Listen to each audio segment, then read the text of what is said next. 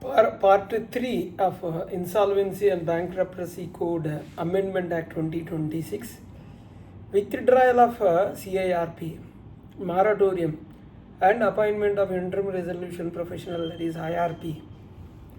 We will discuss in detail in FAQ form what significant changes have been made to Section 12A regarding withdrawal of CIRP.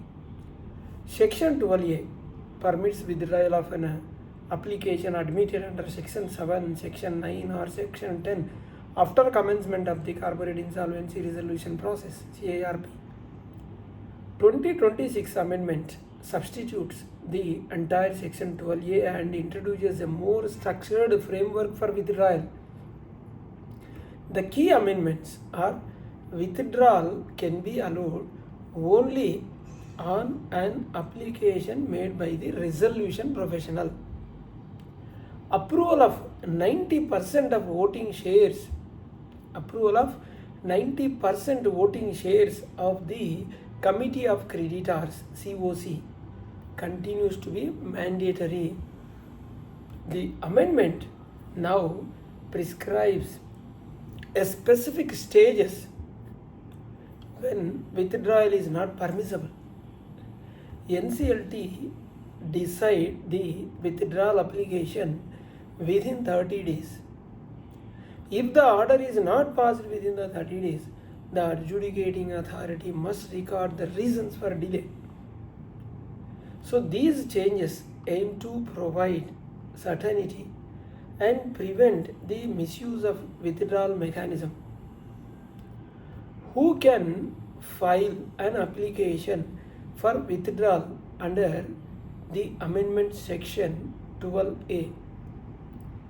Under the amended provision, the withdrawal application must be filed by the resolution professional after obtaining the approval of at least 90% voting shares of the Committee of Creditors. The resolution professional acts merely as the procedural applicant. The commercial decision belongs entirely to the Committee of Creditors, COC. This amendment reinforces the principle that once CIRP commences, the process is no longer a dispute only between the applicant and the corporate debtor. It becomes a collective insolvency process involving all creditors. Is withdrawal permitted before the constitution of COC? Answer is no. One of the most important amendment is that an admitted application cannot be withdrawn before the constitution of Committee of Creditors under Section 21 subsection 1. Why has this restriction been introduced? The answer is the government intends to prevent private settlements immediately after admission, which could adversely affect the interest of other creditors who may not yet have participated in the process. Once the Committee of Creditors is constituted, all financial creditors get an opportunity to evaluate whether the withdrawal is commercially beneficial. Can CIRP be withdrawn after the invitation for submission of a resolution plan? No. The amended Section 12A specifically provides that withdrawal is not permissible after the first invitation for submission of a resolution plan has been issued by the resolution professional. So, practical rationale: by the time expression of interest, that is EOI, and resolution plans are invited, resolution applicants may have incurred significant cost. Due diligence would have already commenced. The insolvency process would have progressed substantially. Withdrawal at this stage may adversely affect transparency and value maximization. Therefore, the amendment seeks to protect the integrity of the CIRP. What is the timeline prescribed for disposal of withdrawal applications?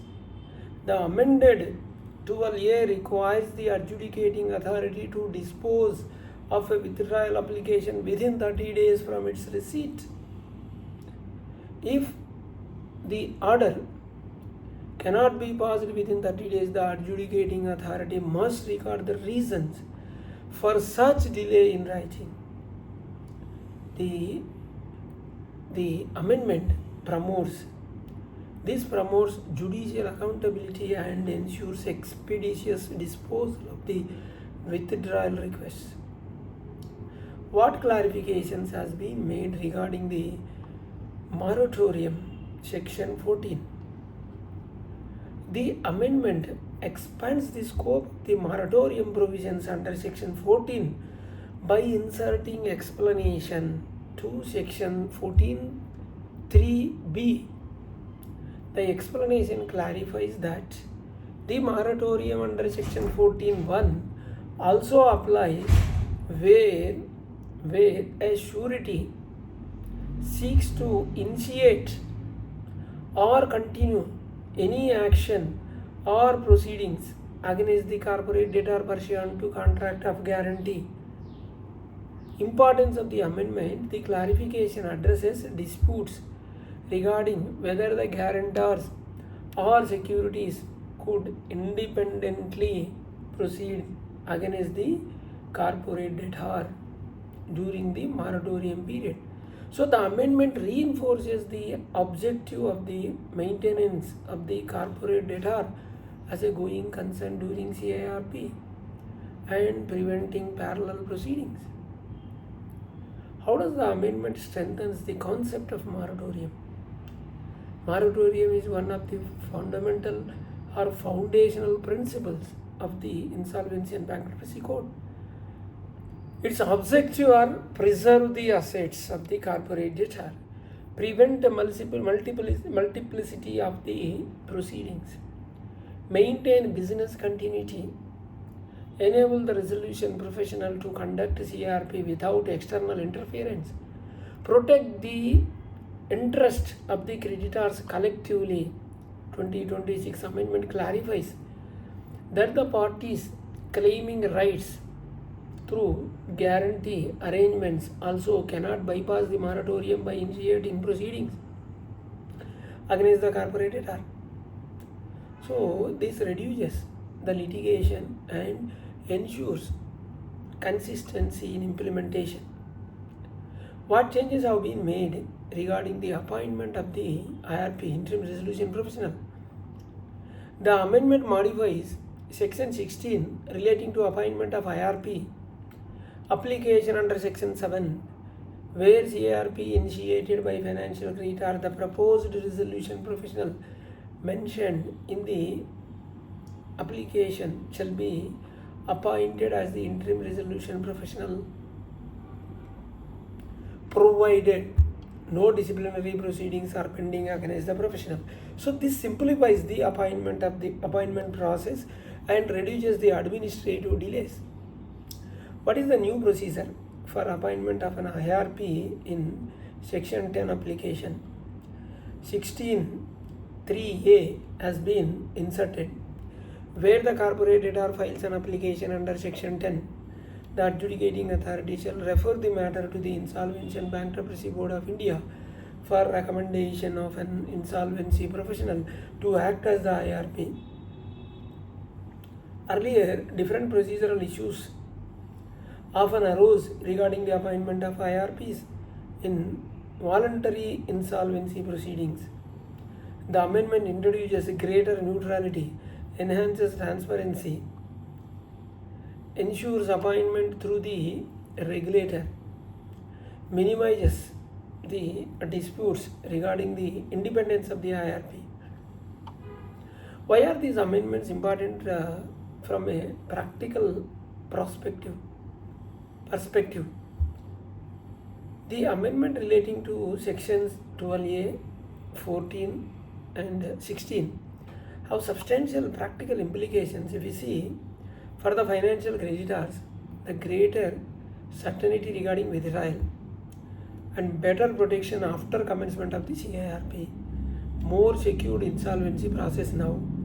Even for corporate debtors, the clear timelines, transparent withdrawal process, and independent appointment of the IRPs in voluntary CIRP.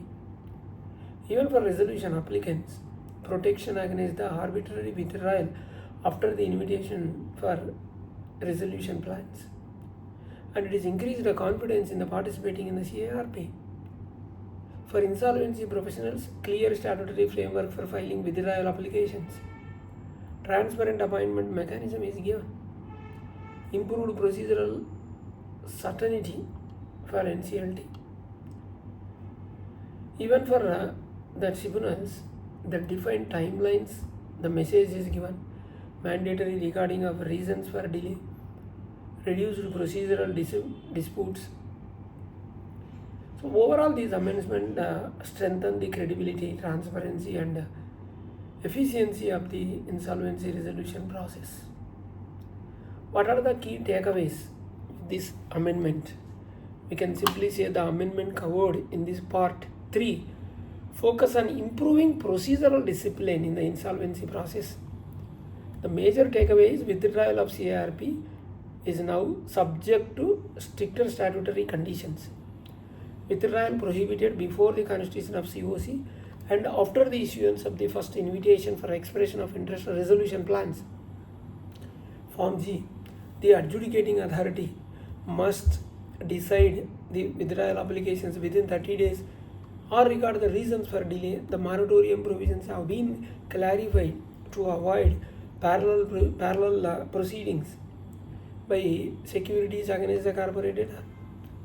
Appointment of the interim resolution professional has been streamlined, with the IBBI playing a greater role in Section 10 cases.